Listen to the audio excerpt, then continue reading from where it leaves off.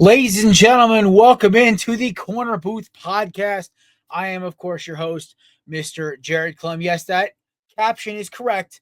It's 3 days to the NFL draft, ladies and gentlemen. We've almost made it to my version of football version of Christmas, at least. I am very excited for this week. I am already my heart's not ready there yet. We already had a fake AJ Brown rumor, thanks to New England Sports Radio. It got disproved within an hour because of the cap space issue and the dead cap issue. It would be worse than it would be almost as bad if they traded him than the Deshaun Watson contract. 91 million or dead cap or something like that. Like nobody was going to be able to take that. So I'm happy we shot the rumor. He also got his car stolen today and got it back within 24 hours. But, that's just Philadelphia for you. Ladies and gentlemen, it is a great Monday. Apologize for the 15-minute wait. I had to do some professional stuff for the last hour and a half, and my brain is just adjusting to sports now. I'm happy to be here. I was also happy to be here. A Jets fan with no caption today. I'm actually pretty disappointed. Ladies and gentlemen, Matt Ordazzo. What's going on, guys? How we all doing today? I would say I'm a happy Jets fan. I was talking to Nate in the pre-show that I'm really happy with how this new regime is handling a lot of the media things going on. Like, I'm not surprised that Aaron Rodgers was outspoken the way he was, but I'm actually very surprised and happy with how our GM handled all those questions. Pretty much saying, I understand the question, but I'm here to talk about the draft, and just completely just being like, we're not talking about it. We don't care. So I like it.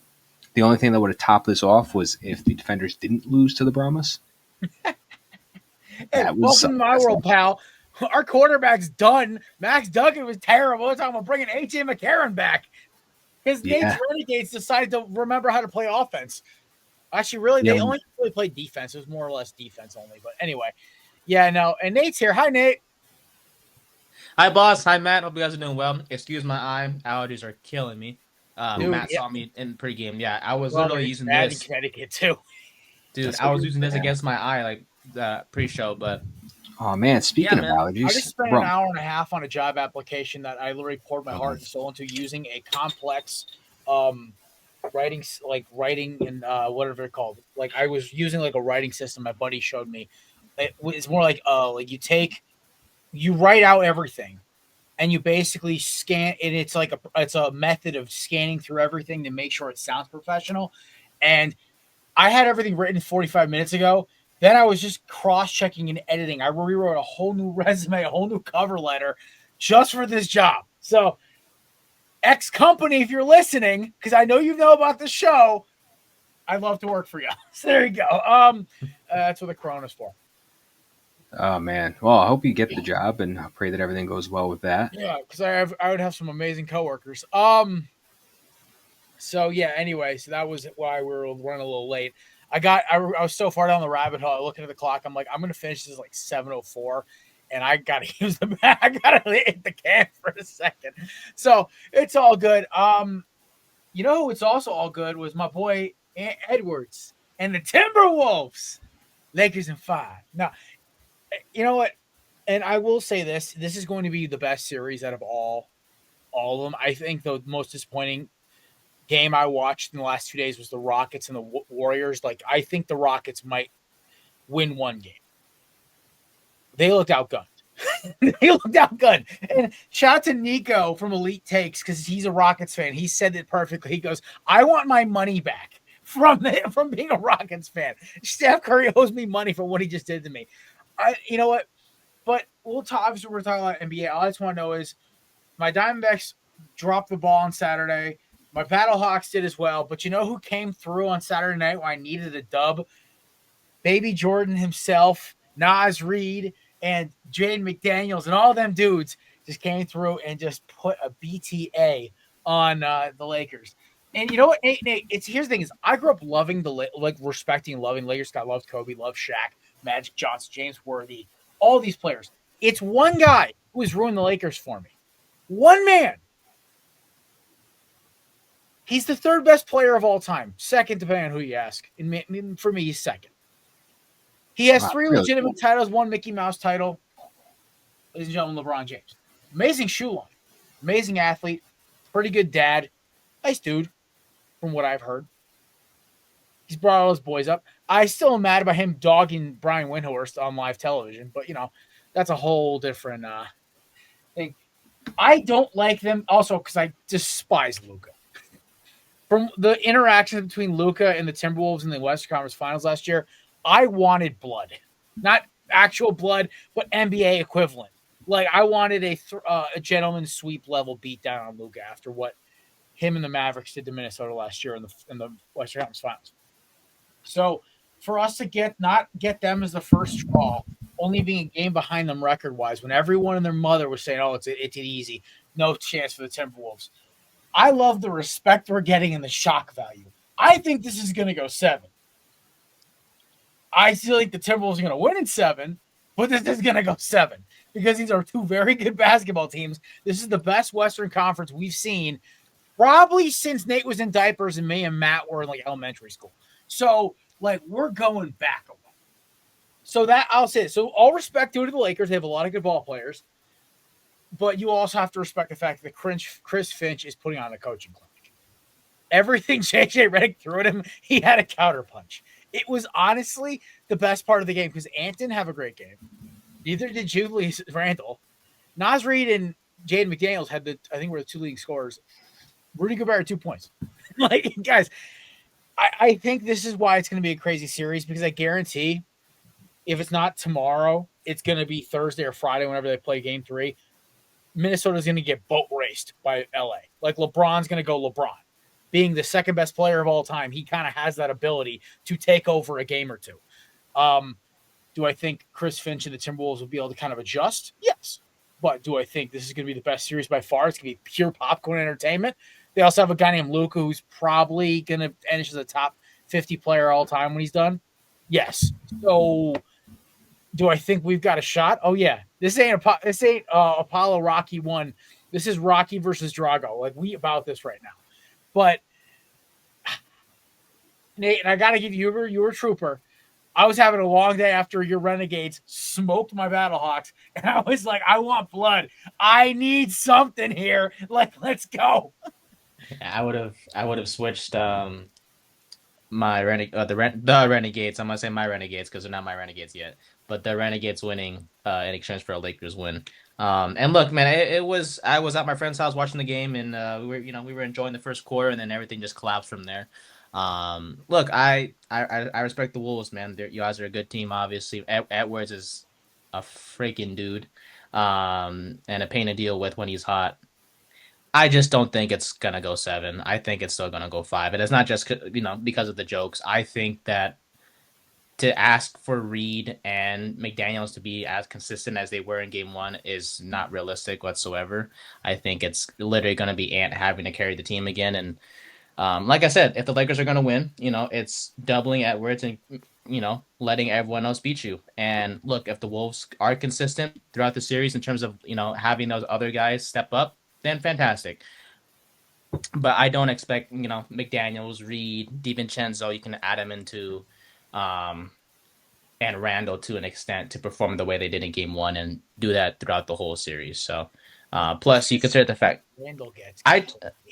No, he's not a good offensive player. Like he's actually not, in my opinion, he's not. And you can correct me if I'm wrong, boss. To be honest, I think for the Lakers, like 20. He's been averaging isn't he a career 20 points a game or close to it?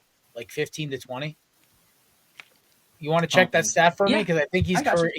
Oh yeah, I'm not saying you're right. I was gonna say it also yes, he does get a little catches ball and goes, but honestly, 12 points a game. 12. I mean, no, those years in the Lakers kind of tanked his. Well, he's missed a lot of time too in the last handful of years. Yeah. Well, I think what I could be wrong. I think what Jared's saying too is that the fact that they put the whooping down and their top players were McDaniels and Naz Reid, and Edwards and Gobert and Randall and others didn't have the games that they usually should, which is I think is what telling Jared. He's like, well, I feel like I'm in pretty good shape right now because once my guys actually start to have the games they're supposed to have, this is going to be a quick and go kind of thing. I mean, because watching Randall in New York, if he has a okay game this week, he's probably going to have a really good bounce back game the following. He's usually sometimes a little inconsistent, streaky guy where he might have a little off game, and then he comes back right to back the next one. So I'm looking at Randall and Edwards to have a little bit of a better game. Edwards especially having probably a little more. I want to see him get a little closer to the Luka Doncic points. I think he's definitely a 30-plus guy. But it's really good for Minnesota to get the first win out the gate, to take that 1-0 lead, command the series. We'll see how many games this winds up going. We'll see who's going to win. I am a non-biased spectator, having a lot of fun just watching this between you two. I will also say, to end it on my side, I am leaning towards Minnesota, not because, I have a soft spot for obviously Jared's teams and everything, but I'd like the underdogs, and there is a slight underdog in Minnesota. And LeBron just annoys me. And it's only because of the whole who's the GOAT kind of conversation, and I'm like, we just stop. But nobody considers it except for weird basketball fans and yourself. Yeah, I am leaning towards Minnesota for this one, so I'm excited to see the next couple of games. One thing I will say is LeBron and the Lakers have to find what the Mavericks did, and it's more of a psychological thing. I noticed last year. So last year, the vibe in Minnesota was. It kind of, you guys know the classic LL Cool J song, Mama Said Knock You Out. It's like it's like a classic amp up, or even Annie Up by MLP. That was the vibe in Minnesota last year. It was like, we're going to punch you, knock you around, hit threes, dunk on you, and be disrespectful while doing it. And for the Denver and Phoenix series, mission accomplished. Ant said, we'll be back for game 7. And then was yelling at the crowd, where you at? The guy was on his level, right? He was barking at KD, one of the most iconic photos of last year's playoffs. So, but what happened in Denver was they ran out of gas, or Dallas, they ran out of gas. Matt's new all-star center disappeared into the ether. Then you had Gobert was inconsistent. They were attacking him. There was no help on the outside. McDaniels was useless. Their bench was not as deep as it is now. As much as, it's losing Cat was weird because it was a guy I watched play in Minnesota since me and him were both the age of 20 years old. Cat's only, I think, 7 weeks younger than me or something like that. I've watched Cat grow up as I've grown up as a Timberwolves fan. I've seen him we were both 20 years old when he got drafted, and I've watched him play his entire career up until this year. And so it felt weird as a fellow Philadelphia Eagles fan, something I could always connect with him as a player. I wasn't always a fan of his style of play, but I did respect him for what he could bring to the table. But us trading him for guys who, like Randall, who's, yes, a step down at power forward, but fits our system better. DiVincenzo, who I love because he's a dog. He is a dog. And he fits Ant's vibe. Guys like Dillingham, Shannon, Luka Garza, who out of all people is contributing off the bench as a backup for Rudy. Naz Reid, obviously. And even Rudy's playing better. They just have to always worry about Cat slashing. My point is, when that team believes, they are dangerous. When it's Ant hyping up his boys, listen, this isn't like we're some of these super teams are like rap groups, right? It's there is no NWA where you have 3 major superstars. This is like Jay-Z and Rock Nation, Rock La Familia. This is, you got Ant. He's Jay-Z. He's the primary guy. He's the main stage guy. You got guys like Julius Randle, who are your Beanie Siegels, and your Mike Connolly, who's your Memphis Bleak. And you go down to guys like Freeway, shout out Philadelphia, and all. I go down the list, right? It's a solo act with his fellow guys on the record who make the team better. And the best thing I can say is listen, yes, Ant's the centerpiece of this. There's no doubt, right? But they're so deep behind Ant, it brings up the fact they really don't have a true 2.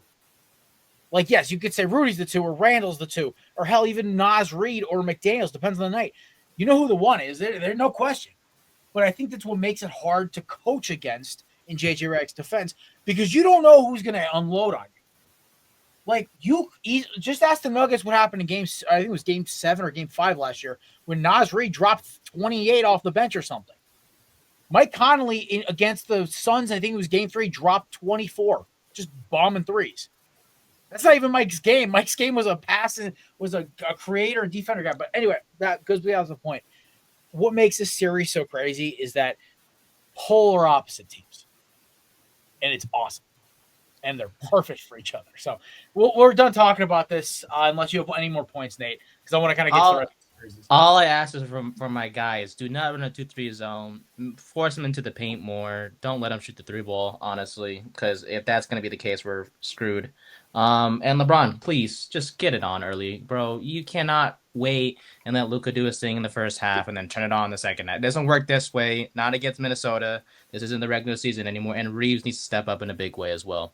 And then everyone else, obviously, needs to step up. Otherwise, we are screwed. So, good game one, Jared, for sure. You know me. It's always fun when my team plays. It's always, listen. It's always fun. You know what? All respect due to the Lakers as an organization, and as much as he annoys the hell out of me, LeBron is a hell of a player, so is Luka.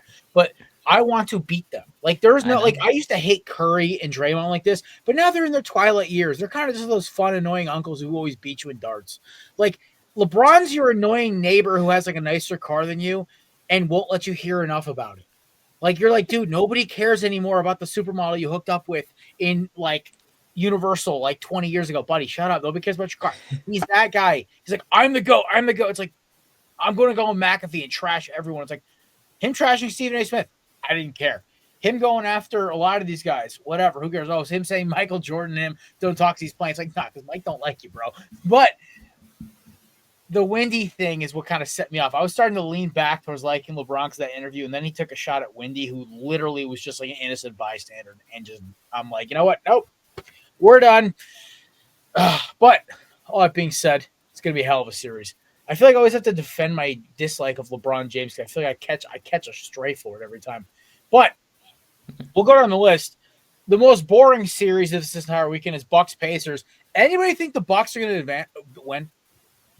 No. They'll make it close. I think Dame coming back. I don't want Dame playing until game 3. I don't want Dame playing. 5 games?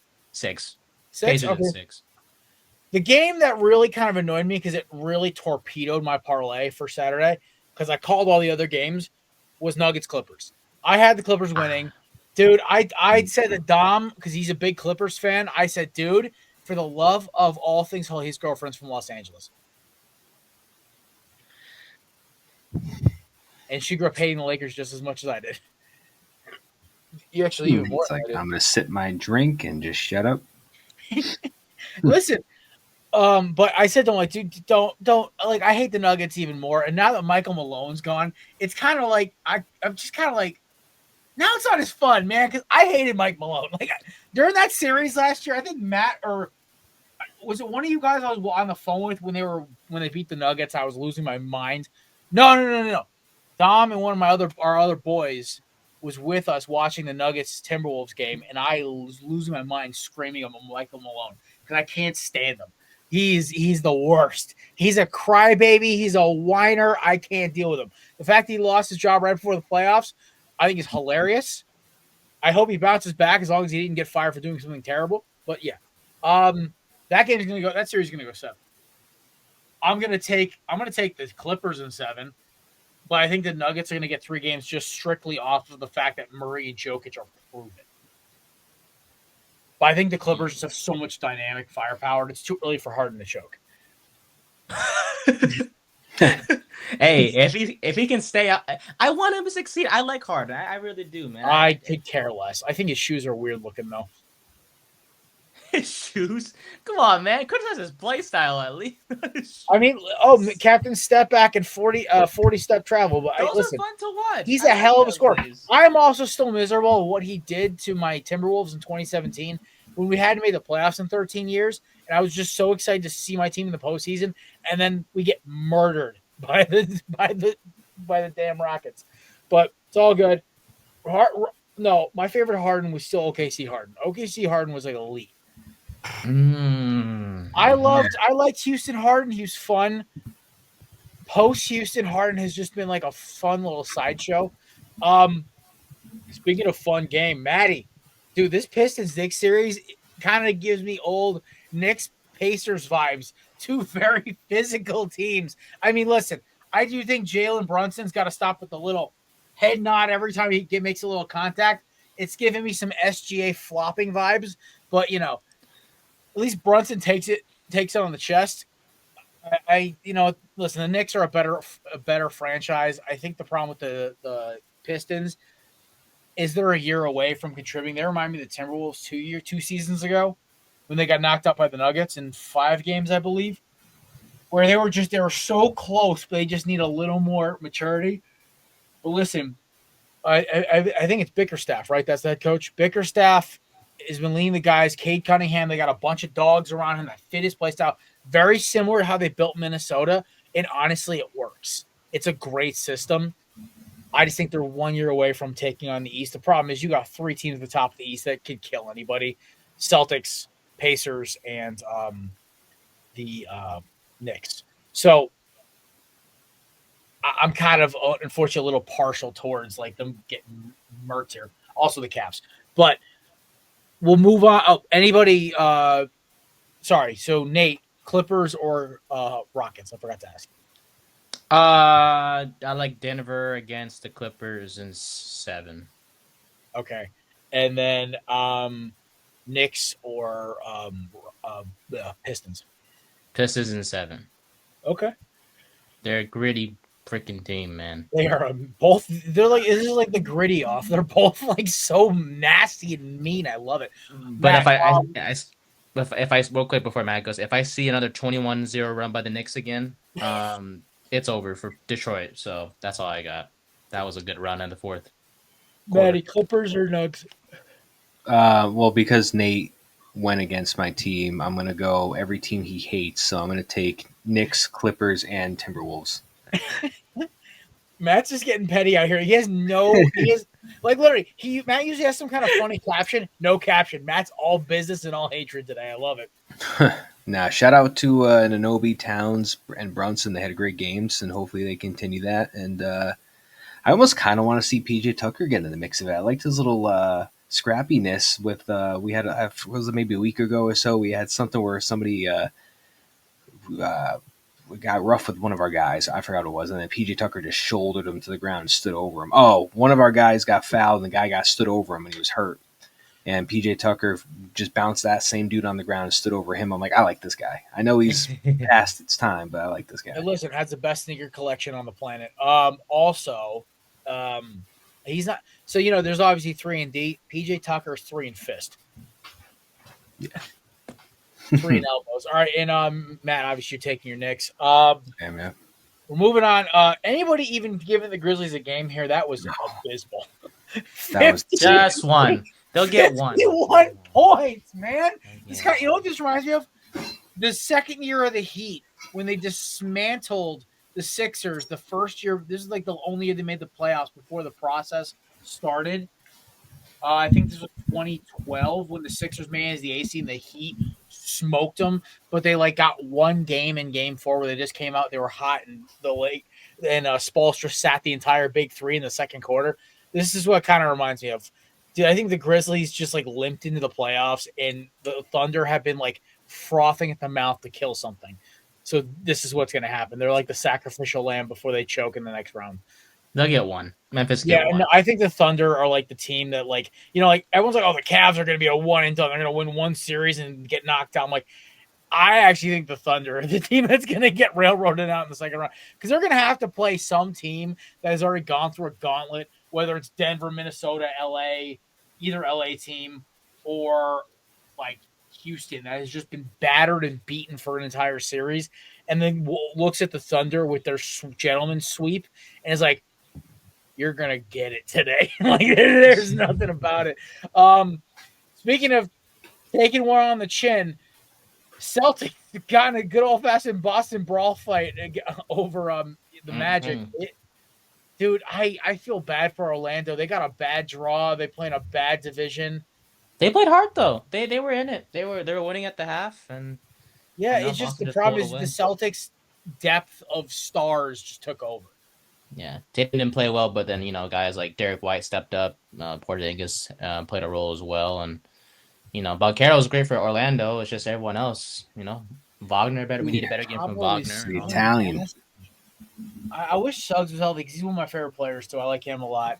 I mean, his choice in women is also magnific. So Haley Van Lith. Shout out Dude, to her, man. dude, HVL is like everyone talks about. Like, listen, like as much as like this isn't, she's a great basketball player, but she's also holy smokes, man, just Chicago absolutely. Sky. Oh god, she's gonna play the Angel. Well, hey, listen, it distracts us from Angel's bricks. Well, they played on LSU together. Yeah, they did. And then Kim Melky became Kim Melky. Yeah, that woman is horrible. That woman is horrible. I'm pretty sure Haley Van Lith just did some sort of swimsuit thing with. Yeah, I was trying to weave that in, so thank you. Go Tigers. Look great. Well, Tigers. All right. Go TCU now. Right. Go Horned Frogs. So I completely forgot Andrew Wiggins is on the Heat, by the way. Right. Oh, shout out to my boy Wiggy, man. He was the only dude keeping my sanity alive in my college Timberwolves days, man. Big old 14 points. Oh, listen, yes, sir. Role player. Tyler Hero's still down there. Dude, the Cavs. It's just the problem is the Heat don't get made it because they're the best of the bad teams. He's still there. Duncan's still there. Duncan Robinson has got like this huge contract for banging a couple threes during like the bubble, and he's still there.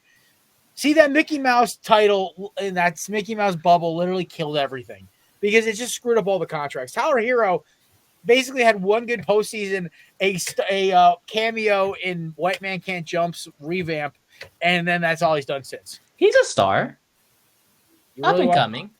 I mean, up and coming. He's been here.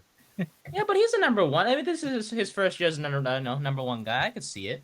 He just needs some time. He's 25. He's got time. He's got to figure it out. Go Wildcats. I think the book is written on him until he adds something to his game. But I think the Cavs in 4. Like, I don't think the Heat just having a firepower. Oh, damn. Dude, the Cavs are so nasty. They're not even like a team like the Thunder where they just outscore you. They just try to beat you up and then score.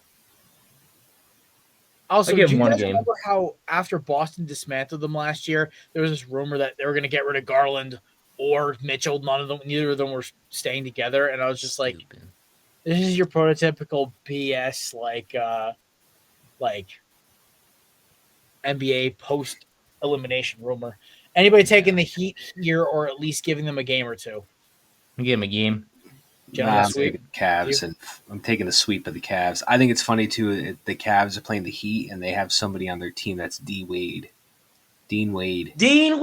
yeah! Playing the Heat. They got a D Wade in the Heat series.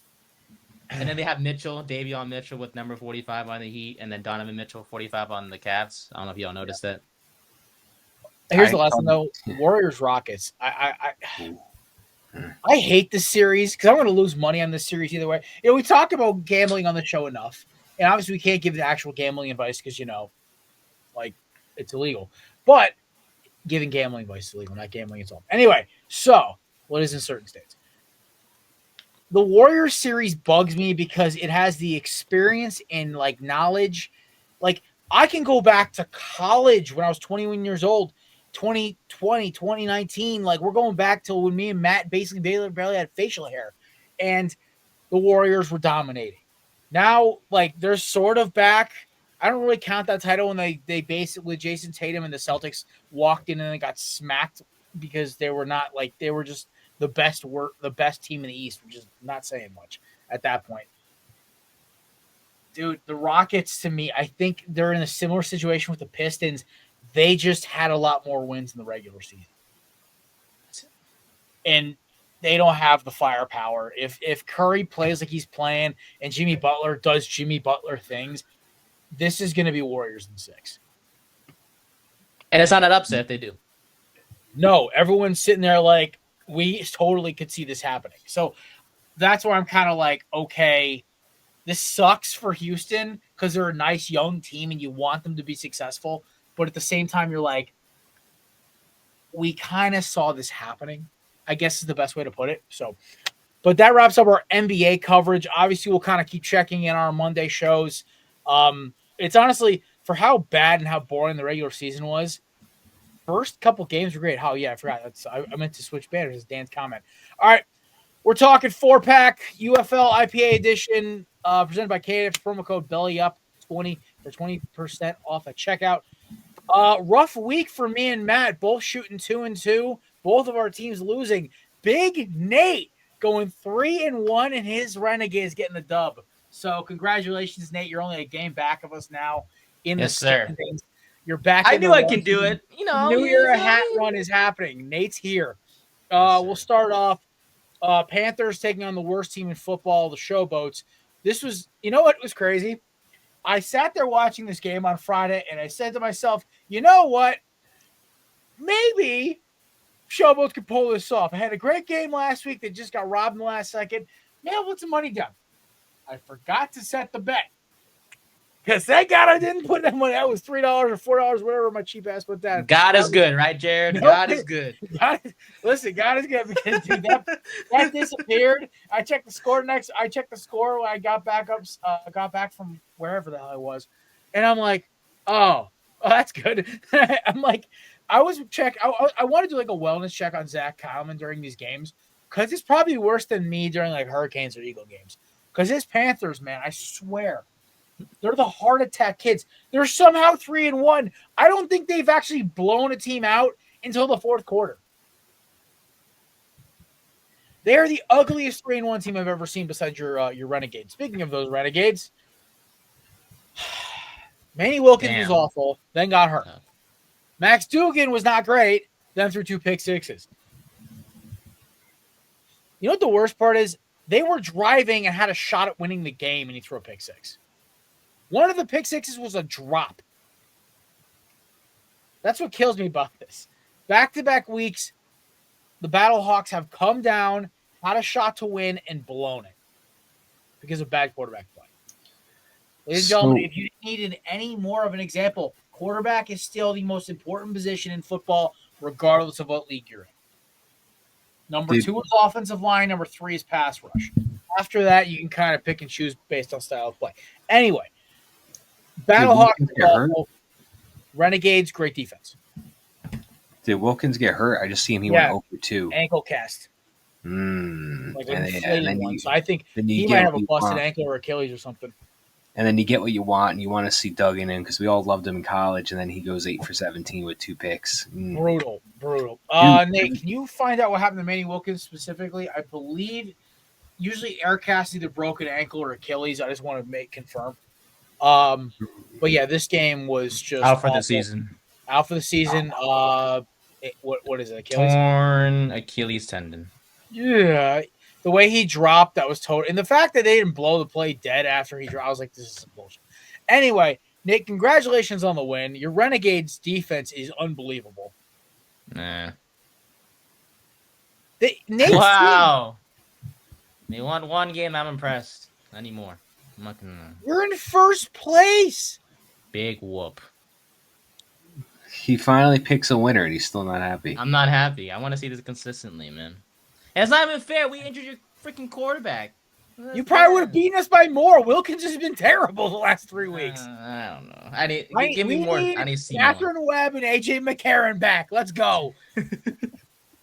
In that order. Maybe Max Duggan, he just needs another game. I don't know. Maybe they got to go back to the drawing board. I believe they're this week's Friday game. I'm going to check. It's Friday. Stop it. Sing that song again. I'm booting you off the show. They are the 7:00 Saturday game against Zach's Panthers. We're just getting murdered on this schedule. And of course the Friday night game. Pull the Showboats for another Friday game. Friday game is my favorite one because it's the most entertaining. It's got the best crew. It's got Joe Klatt and the boys. And they pulled the Stallions and the Showboats. Come on, give me the Defenders versus the Renegades. I like Tessitore. Ramos and the Roughnecks would be fun. I don't get it. I understand this is not the league breaking. This is the scheduling committee. But come on, there's so many. Every other game here is great. They picked the one blowout for the Friday night game, which is the one I can always watch. Oh, that's annoying. Well, I guess I'm going to the bar Friday because the game's not going to be that great. But, all right. Nate, we play again on May 2nd on the Friday game. Yay. You're I'm lack telling of you, man. enthusiasm. Nate, you just got to get behind it. Embrace the bad offense and the great defense. It's fun. We're gonna score 9 points next week, and And I'm win. gonna. No, you put up 9 points. I'm literally gonna lose eyes. No. I've been hurt too much. Nate, you have to separate the different types of blue. I look. I don't know. Football right now is such a question mark because we know what's coming up on Thursday, and my heart either is gonna get broken or I'm gonna be excited. Nate, I legit am praying that they do not draft Jackson Dart at 3. As much as it would be comedy, and I'd be crying No, on please air. don't draft him in general. I do not want him at all. I actually think he's going to be an okay quarterback. I don't think he's worth a first-round grade at all. I think he's the fourth best quarterback in this class behind Milroe, Shador, obviously Cam Ward. But he's not awful. I think he's going to be great. Everyone's calling him Kenny Pickett. I'm like, he's not Kenny Pickett. And by the way, put some name and respect on the name of a Super Bowl champion, Kenny Pickett. Took a snap in the Super Bowl. You mean the one pass he threw for an incompletion? Hey, listen, that's more than that's more than some of these other Dak Prescott or Lamar Jackson or any of these other elite quarterbacks that throw in the Super Bowl. So he can stand on business. Listen, I hope he's a starter in Cleveland. That 2022 quarterback class may be the worst I've ever seen.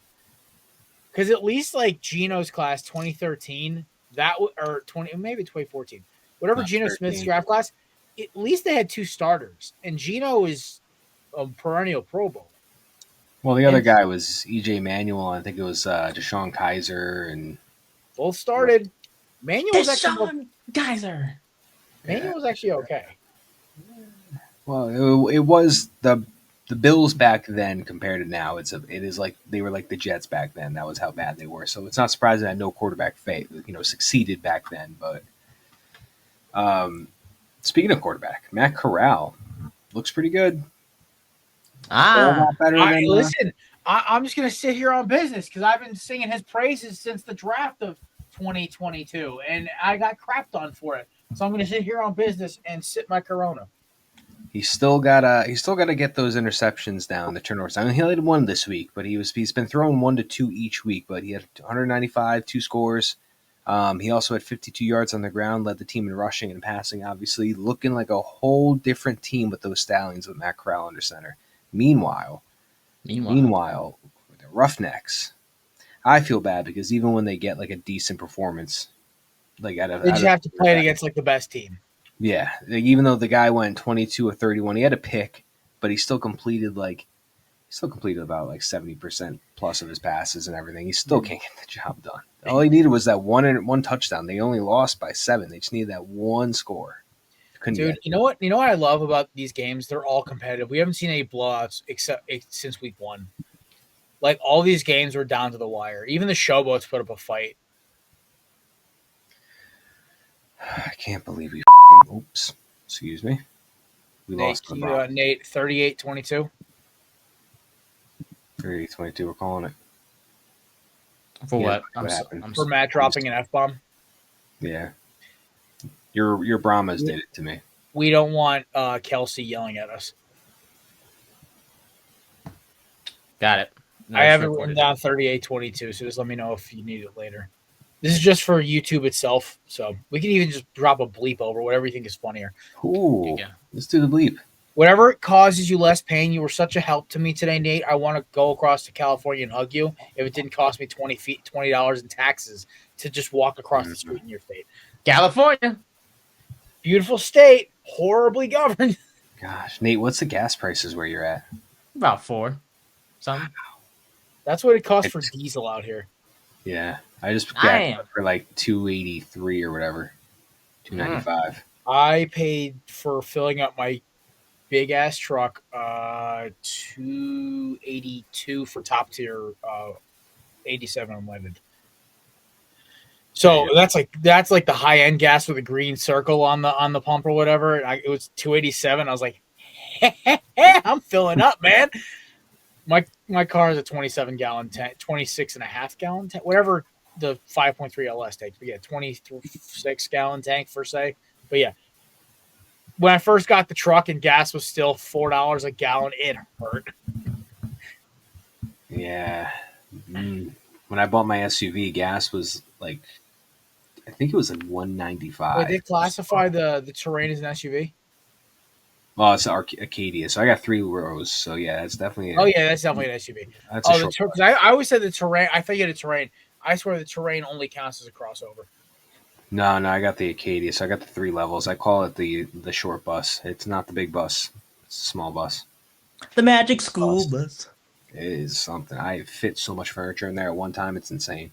Mm-hmm. Did you know the magic school bus might be in our bodies and we don't even know? My sister said that at dinner the other day, and I'm like, just shut up and eat your food. Speaking of Bahamas, Nate, your old team. Listen, shout to McCarthy. all of a sudden, He listen. Shout to McCarthy. He called it. He goes, "Hey, Brahmas, you know why? I'm feeling it." All of a sudden, they want to win. Crazy. Hey, that kick. No, I'm sorry. The kick return for a tutty. He is so slow. Hey, I'm sorry. I know, but man, that is a big talent gap between this and the NFL. Like it's no, honestly, it's not as. There is some things where you see a talent gap. I think in quarterback play you see it because like the NFL gets the best 64 easily, and then there's about maybe 2 or 3 guys in this league who probably could be good third stringers. But dude, Tanner McKee would be the MVP of this league. So would probably Russell Wilson or J-Mo. Like, it wouldn't be close. There's the talent gap. The talent gap to me is mostly at quarterback because running backs, linemen, it's all about opportunity. Wide receivers, same thing. Like Deion Kane, unbelievable. Couldn't get on an NFL roster. He was on the Eagles practice squad every damn year. Like, there's multiple defensive backs who honestly probably are better corners than what we had last year in Cincinnati. But, they're too proud to go get them. How does Matt feel about this? That's what I want to know. Well, I just dropped the F-bomb at 38-22, so that tells you everything. I love we're trying to make sure Nate knows when to take it out. It was very frustrating because something that I've been talking about the last handful of weeks is that Teamu is just not.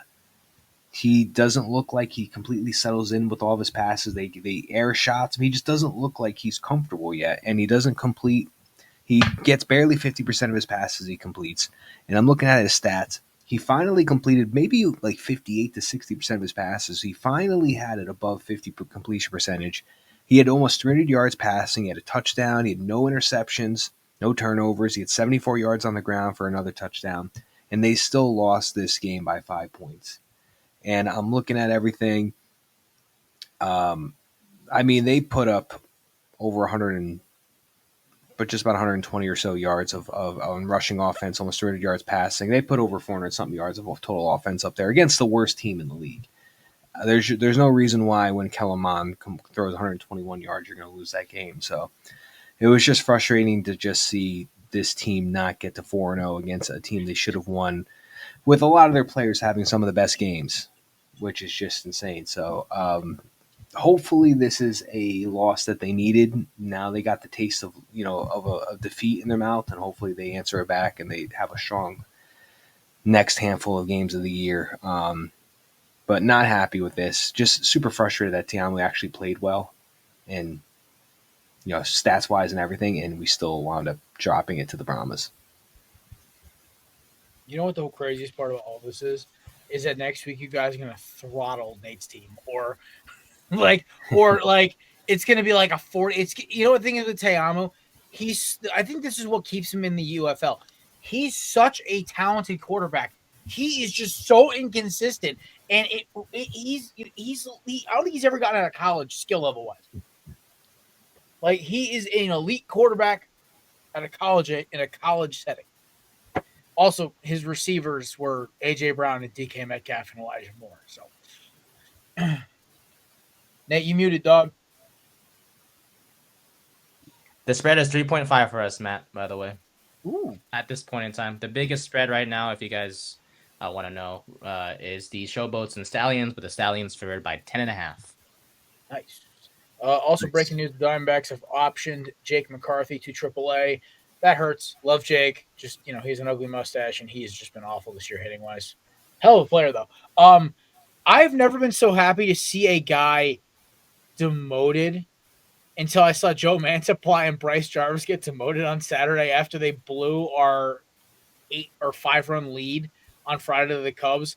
I was complaining about it to my dad driving up to my grandparents' house. And like my dad, he understands. He obviously just watches his Red Sox, and that's about it. And I said to him, we came in the kitchen after we were done doing like tree work and stuff. And I said, Dad, Mantiply and Jarvis got sent down to AAA, and I'm doing like my little happy dance at the kitchen table. I'm like, if your only thing is to just throw pitches that look like BP, I don't want you on the field, man.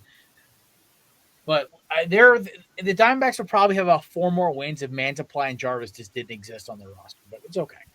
We'll move on from here. And that's the perfect transition, gentlemen. We're 1 month in. How's your team doing? Presented by Righteous Felon, promo code Belly for 15% off at checkout. These monthly check-ins are to check on our teams and the league itself, because honestly, with this year with baseball, it's a lot of fun. I have honestly had them. I was talking to a Mets fan. He actually runs one of the liquor stores in my town. He actually listens to the show because me and him chat about baseball. I doesn't mind going there. He said this is the most fun he's had with baseball in years. And I said, dude, me too. Like, I look forward at the end of the night to throwing the Diamondbacks game on while I'm like doing podcast stuff, job applications.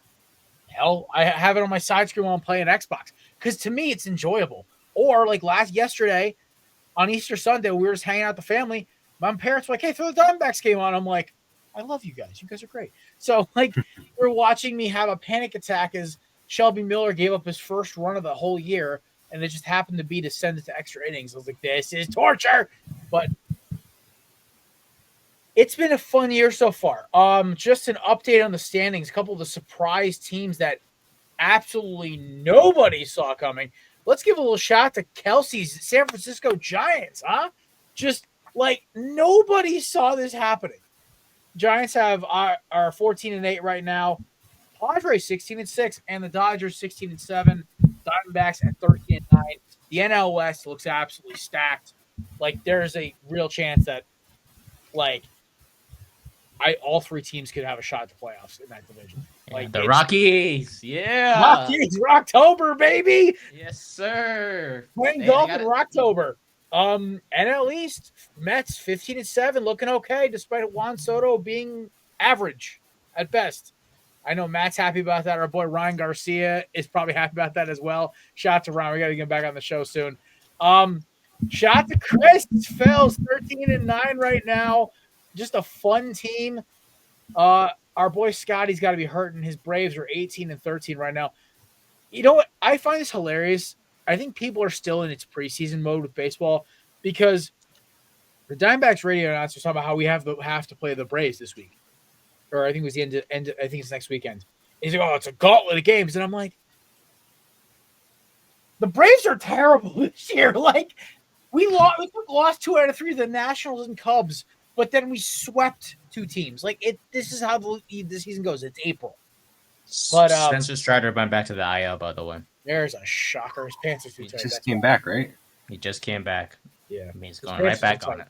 His pants are too tight. That's what it is. Oh, shout out to Brent, by the way, calling Cubs first place right now, 14-10. Out in the American League now, y'all's division. Yankees, Matty, guys are back up, 14-8 despite the injuries. Toronto at 12-10. Not bad. Right behind us. Maybe when you pay your stars, you play better. Tampa Bay is who we play tomorrow. I space for a second. They're playing Arizona. Yeah, it's gonna be a boring series, whatever. Boston, everyone's like hot team, 13-11. Baltimore kind of just trade all your best players. What happens? All right, in the Central, the Tigers and the I almost called them the other word, Guardians, running away 12-9 right now, doing great. A lot of great plays, especially shout out to Spencer Torkelson's having a resurgence year. Obviously in Detroit. The Cleveland Guardians, even though they're missing their boy Josh Naylor, still having a solid season so far. White Sox are still bad. Royals are still average. And the Twins are surprisingly bad. So that Twins pick is looking worse and worse. Shout out to me and DJ for bumbling that one. In the AL West, Nate, you guys are literally 3 games back. I love this. You are a few bad pitching performances from first place. Yeah, Jeffrey Springs, thank you for being trash. Hey, listen, the Rangers aren't that good. The Mariners are average. The Angels are the Angels, and the Astros stink. So you got a shot, buddy. You could be in second place by the beginning of May. Oh, yes, sir. We just need some more pitchers. Yep. All right, so that's the divisional standings right now. So we'll go around the horn here, Nate. We'll start with you. How you vibing about the A's season this year so far? In all seriousness, I think we're doing pretty good, man. We just caught up, by the way, our number 4 prospect, Nick Kurtz. Hell yeah. Yes, sir. Hurts. Yeah, he's a good player, man. Good prospect. Huh? I said Nick Hurts. What hurts, Nick? Jalen Hurts. Sure. Sort of. I don't know what I was going there. Anyway, I'm so sorry. He's only played like 40 minor league games, which is pretty cool. I think he plays for first base, so it's gonna be cool to see him in the lineup. But overall, I feel good, man. Sevy's been great. Mason Miller, Lawrence Butler, and everyone's doing. Offensively, we're scoring runs, which is great. It's just we can't stop allowing runs, I should say. But overall, man, it's like you mentioned, 3 games back. I'll take it. Love my boys, despite the fact we play in a trash stadium, which is Sutter Health Park. Never going there, by the way. Oh, come on. I kind of want to go see this ballpark now. I want to see the guys do the run of shame between innings to go to the bathroom. It's just so small. The only thing is the sky, the view of outside the stadium. It looks like a college baseball park, which is like so cool. Yeah. We just Maybe can't they'll add some temporary bleachers or whatever, so at least it semi resembles ballpark. No, you can sit on the grass. That's actually kind of dope. I kind of like the grassroots, no pun intended, look of that. Maddie, how you feeling about your Yankees? I think considering the state of the team in the beginning of the year, when we didn't have Gill, we didn't have Schmidt, we didn't have Cole, we didn't have LeMahieu, we didn't have Stanton, we had 2 guys get food poisoning in back-to-back, essentially, with Bellinger and Austin Wells. To be 14-8 right now, I think is actually probably, you could even argue, is a little overachievement. Just you lost 3 of your starting pitchers, and you rolled out the season with Fried, Rodon, Will Warren, Marcus Stroman, and Carlos Carrasco, which probably is the worst rotation that you can put down on a paper right now. Mm-hmm. The ERAs are horrendous, minus Max Fried. But, yeah, I mean, I think it's going better than I guess it should have been with all these injuries. So I'll take it for right now. Offense is doing well. We're putting up a lot of runs. It just needs to be a little more consistency. Right now we're down 6-0. So it's kind of a team where we either put up a bunch of runs right away or we get halfway through the game and we start to actually wake up. But Judge is doing Judge things. Goldschmidt's having a great year. He's not, having any eye-opening home runs or things like that, but he's batting well over 300. And he has a great glove at first base still. Trent Grisham is like our best outfielder. Like, he almost makes you forget about Juan Soto because this man he's in the 20 games he's appeared in, he's got a 3-something average. He's batting over 300. He's got a handful of home runs. He's knocking runs in every single time he comes in, whether it's RBIs, he hits them out of the park. Trent Grisham's having a great year. I don't understand it. He's been great defensively. He's been great offensively. I will take it. Probably the best number 22 in New York is Ben Arose. We call him Ben Rice. Rose, yes. I get it. But no, I'll take it. Devin Williams is broken, and I'm hoping that he figures it out. And I'm hoping Aaron Boone doesn't wait until September to make the change if he needs to, because Luke Weaver is the better reliever right now. But yeah, I want to get some guys back healthy and hopefully extend our first place lead right now. But I would say so far so good, and hopefully we get some guys back soon. Nice. Nate, you looked a little distraught just now. Everything all right? Yeah, I think I'm a homer away from a certain winning, but I'll just wait till the end of the show for that. Alrighty. As for my Diamondbacks, it's been interesting. Our starting pitching has been abysmal for the most part. Honestly, I think that's for Burns, because his last 2 starts, he's pitched great. They've just gotten no run support until he's knocked out of the game. It's just like the worst luck in the world. I think there's like a curse on Diamondbacks pitchers having a rough first half when they get traded over here. Doesn't matter who they are. Gallen's been okay. Got absolutely demolished in Wrigley Field, aka the worst place to play as an away team in America. I despise playing at Wrigley Field. Love watching games there where my team's not involved. If that wind shifts, it is literally the worst ballpark to play in or the best, depending on if you're hitting or not. Like the Cubs probably hit 2 or 3 fly balls that would have been out if the wind was neutral or shifted. Alek Thomas hit a ball that looked like it was going to clear the stadium, and then the wind took it and knocked it straight down to Pete Crow Armstrong on the warning track. I'm like, this is some BS. We ended up winning anyway, but still, it was insane. We finally got rid of the 2 weak links in our bullpen. AJ Puck's in the DL. I'm not happy about that, but we're getting him back. Ketel Marte's back this week, which is great. Ginkel is back, I believe, middle of May. It could be worse. It could be a lot better. We're in a solid spot. The only problem, we'd be in first place in 4 divisions right now. The problem is we're in the best division in baseball. So unfortunately, we're in 4th place. I don't see the Padres and the Giants keeping this that consistent. I think they're both kind of just hot right now. But, it'll kind of teeter off. I think Arizona and LA are the best built teams.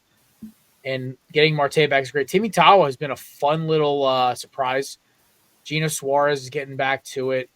Geraldo Perdomo is going to be an all-star this year, and it's amazing. He's hitting over 300. I think he's hitting over 400 with runner scoring position, which is just absurd. We have all-star Perdomo back, which is just making me happy. And Corbin Carroll's probably going to be an all-star starter as well. Got 6 dingers, leads I think he's second or first in the MLB in extra base hits. He fixed his swing, and it looks incredible. And Josh Naylor's hitting 315 to the chagrin of all Yankees fans. So, well, yeah, other than that, could be worse, could be better. Kind of like giving the Diamondbacks a B- grade right now. Nate, I think if I was going to grade your A's, I'd give them like a B. Like, not bad. Yeah. I was not going to say great, not bad. Not bad. Better than a C. Matt's, I'm giving you guys an A- because you guys are basically treading water with a broken rudder, and it's still working. Yeah, we're maintaining first place right now with the rotation that's horrendous outside of Fried. I mean, Devin Williams has just been terrible. So too many times you go into the 9th inning, you have a 4-run lead, and he just blows it. Finally, a team you can be proud of, Matt. I tell you that, my friend. Must be nice. I mean, I've always been able to be proud of that. Was never the issue. It's just when it's all you have, and then you just watch him choke. And I'm like, no, I watched this in another sport. This isn't supposed to be. Yeah. Honestly, so I just got a graphic sent to me by somebody who's watching the show right now. It was a graphic saying the last time each team lost 100 games, and this list is nuts. So obviously Rockies, Marlins, and White Sox last year, A's and the Royals in 2023, Reds, Pirates, and the Nationals in 2022. I forgot how bad the Diamondbacks were in 2021. I was just reminded of it. The Orioles and the Rangers all had 100-plus losses. Then, it's like Tigers, then the Twins, the Astros in 2013. It feels so long ago, right? The Mariners haven't lost 100 games since 2010. The Brewers haven't lost 100 games since 2002. It's a great run. Mets, 1993, along with the Padres. We're going all the way back to 1965 for the Red Sox. The Yankees, 1912. Golly. Yeah, the Yankees. There's only one team that has never lost 100 games. You guys want to tell me who it is? Just take a guess. It's the American League. American League. Somebody. Angels. No way! He just got that. Holy. No, think about it, because they're a new team, and I'm like, and they've had like a lot of great teams from like 2000, from like the late 90s till 2000. Dude, how are the Angels? Well, because they've always been just mediocre. They've always had great players. They always draft well. They just never put talent around them. I'm a that god. blows my mind. Nate just nailed that. Holy I crap. love being Asian. I'm a smart dude for real. I just pulled that off. That's crazy. Oh my god! I'm just I was going to guess Tigers. I clip up Peter with the calculator. Oh, come on, do math. I love Family Guy, man. Nate, Nate, you're always just bringing like the fun Asian jokes, and it's hilarious because we can't say that, but you can. I know, right? So that's how we don't get canceled. All right, exactly. Diversity. Pass it on. Speaking of diversity, we have a white guy drafted first overall in the NBA draft this year. So Cooper Flag is officially declared. There was so much like weird rumors about, he might go back, and I even bought into it a little bit because like who wants to play for the Wizards or the Jazz? And then I'm like, you know what? Like, all jokes aside, those two teams could get hosed, and it could be like the Kings getting the first overall pick. You don't know. Seriously, or the Bulls. So it's like Cooper Flag. It's like we won't know, and he has until I think Nate. You said you report that he has until like the day before the draft to opt out. 2 weeks before the day of the draft. Yeah. Yeah, and the lottery is a month before, so he has a whole 2 weeks to decide if he wants to go back to school. So there you go. And now in the days of NIL, he doesn't have to he doesn't forego it if he declares an agent because that's now gone.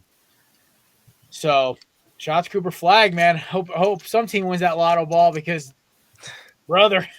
I would go to Sacramento. I tell you that. I would go there. Dude, with that team with DeRozan and all them, that'd be fun. So yeah, there's that. I just it's a no brainer. They're taking Flag first. We have to. He's got such a well-rounded game. And last but not least, as we wrap it up today at the hour mark, Matt's Jets have picked up the fifth-year options on Jermaine Johnson, Garrett Wilson, and Sauce Gardner. They're 3 first-round picks. From, honestly, one of the best first rounds the team has had in a long time.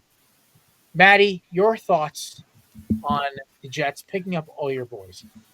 Well, I mean, I'm very happy because I love all of these guys. They all contribute a great deal to this team at their respective positions. Garrett Wilson has got 3 straight, back-to-back 1,000-yard years. Sauce Gardner was one of the best cornerbacks, if not the best cornerback in the league his first 2 years. Had a slight down year compared to his first 2 years, but still was a top corner in this league statistically. And Jermaine Johnson is just a force on the defensive line. He just missed last year with injury. So I love this. It's just, I was telling Nate in the pre-show, I want to see some contracts getting put out. These are 3 guys that are going to be, they got their 5th year picked up, so they got next year, but these are just 3 of 5 that are going to be due for contracts soon with Brees and Vera Tucker. I think Brees is the odd man out, but to wrap this up, I just want to see some extensions get put out there.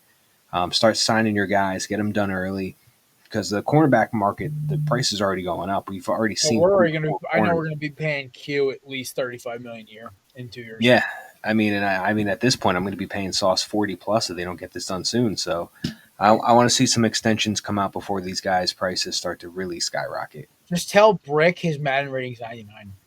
Yeah, oh god, that's the future of my team is a guy named Brick. You know what the best part is? I'm reminded of the kid from The Middle. Yeah. Oh, I hate that kid. That kid's annoying as fudge, bro. And to make matters worse, there's another one. There's another Johnson that's like 2 years younger than Brick. I don't even know his name. They all look like doofuses. Man, that's the future of your franchise. He's in their hands.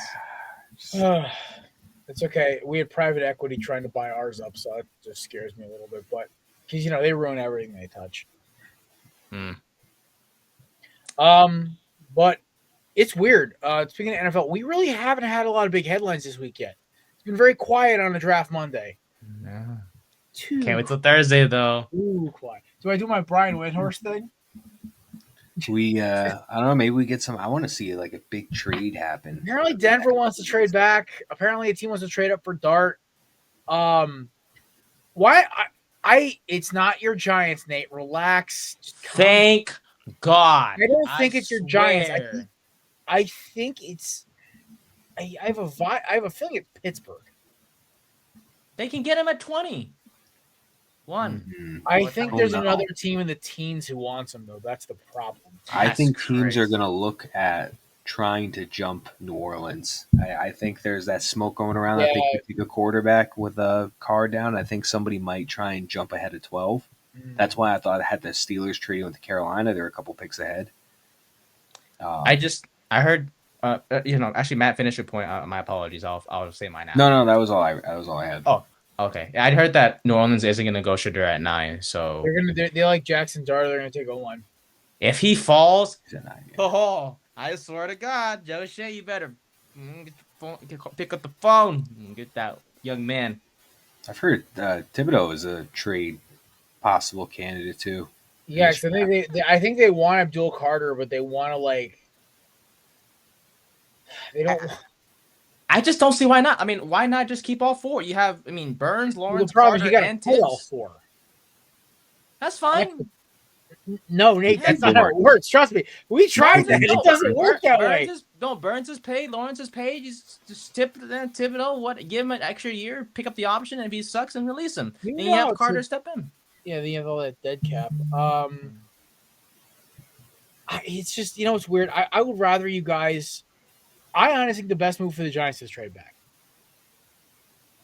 No, don't say that. No, I seriously think it is because trade back's I want a haul. I want a haul though. I want a haul. Like I want your first this year. Okay, obviously. So I'm just warning you now. There is a lot of smoke that teams are that Brian Dable is a fan of Jackson Dart. I know. I told Matt. I'm telling you right now. If we get Jackson Dart at any point in time, I don't care what round it is, I'm not gonna be here. And I say that respectfully to you. But I think getting Dart in the second round is fine. I don't Nope. There's plenty of other options. We have Jalen Milroe right there. If he's not gonna be there. Well, good riddance, and wait till next year. I don't want him. I'm sorry. Well, okay, I told you about seriously. So I've watched your show. Obviously, I've seen you talk about why you don't. But seriously, James, in the bottom of your heart, why do you not like Jackson Dart? He's a one-read guy, and I know everyone says that, but we've seen it on tape. Okay, so the thing is, it's a one-read offense. That's not him. That's Lane Kiffin. I know, but that just gives me Daniel Jones vibes. That's nitpicky. I will say that's a little nitpicky. Because everything else on tape, you can teach a guy to be more than a one-read guy. Mahomes was a one-read guy coming out of college. He couldn't read a defense till his third year in the league. I don't know, man. This is when I get irritated with quarterback evaluations. Because not with you. I'm saying with people who say, "Oh, he only does one read. He's a check." I did this last year with Bo Nix. I said he was a check down merchant. He honestly was pretty good last year. But quarterback. Then you also have quarterbacks who literally just chuck nukes, and that's all they can do. I want to see you hit every throw on the field, or be a guy like Jalen Hurts, who is honestly, a lot of guys called him coming out of college a running back with an arm. Fine. He's progressed into an elite deep ball thrower, pocket passer, and Super Bowl champion and MVP. I'll see myself out. So that young man is he's already posting videos of him working at 4:30 in the morning. I'm just waiting for David Goggins to walk through the weight room and say, "They don't know you, son." He's so honestly how hard it is for me to hate you. It's hard for me to hate Hurts and the Eagles, man. It's you stole our running back, which I've loved for years. Hurts is a guy who's just he's so weirdly just weird. His quotes and stuff, and it's just he's weird, but he's talks so like a David Goggins video. It's kind of funny. Yeah, this is more biblical verses than anything else. But he's interesting character. Either way, listen, you know what's going to happen? We're going to get off tomorrow. The whole NFL world is going to explode. Something's going to happen tomorrow morning. Good for me. Yeah, right? Yeah, good for you. Good for us next week. Because starting next week, we're going to be kicking off our once-week pod, the corner route. See what I did there? Yes, sir. Run to the post, baby. Run to the flag. Anyway, either way, we're going to be kicking that off next week. It's a weekly half-hour football show released on Tuesdays and Wednesdays on the Korner Booth YouTube channel, as well as on our social media feeds and everything else. We're working out the logistics and the graphics and stuff like that. We just wanted to announce that we're going to try to kick it off next week. Maybe we'll have a guest on to break down some XFL, because that's basically what we're going to talk about until July, until we switch over to NFL. But just a little more content for you guys, because we just love talking sports. So, all right. But that wraps it up for today, unless you two got anything else. Matt WrestleMania was not as good as last year's, but still was a great WrestleMania. I agree. And the champ is John Cena. 17-time champ John Cena with the help of Travis Scott. Just Travis Scott is as skinny as a scarecrow, which just cracks me a piece of wrestling. Can I speak to champ? Who's champ? That question will be answered Saturday night with Johnson. You know what's crazy? I never heard of that video, and me and Matt's boy, we were hanging out in his dorm, and he played me that video. It was like a freshman year of college. I was crying. I couldn't stop laughing. The last phone call, she was like, "I swear to God," and the lady was like, asking about the Marines. And his name, I was like, and the fact that part is that video, that clip, his name is John Cena, has been utilized 1,000 times over on every TikTok and Vine for the last 10 years. But either way, shout out to our sponsors, Righteous Felon, promo code BELLYUP 15 for 15%. Oh, sorry, just belly up for 15% off at checkout. Candidates BELLYUP 20 for 20% off at checkout, and SeatGeek, the best ticketing app on the planet, $20 off your first initial purchase. We hope you had a great show with us. We will see you guys obviously Thursday. Remember, 6 o'clock start on Thursday, because me and Nate are basically working from about 6 Eastern till about 1 a.m. Or at least I'll be working till about 1 a.m. Nate's producing, so Nate will be working that way too. This year, I'm not going to stash my pizza on my side table over here. That was a mistake last year. I burned my mouth right before the 13th pick. DJ goes, dude, go have a break. I'm like, okay. I walk away. Me bites into really hot pizza. Talking with a burnt mouth for 20 minutes straight is painful. All right. Ladies and gentlemen, have a great week. We'll see you Thursday. Korner Booth pregame draft show is Thursday, and then obviously the Belly Up NFL draft. Promotional stuff will be coming this week. Watch out for our social media. Peace.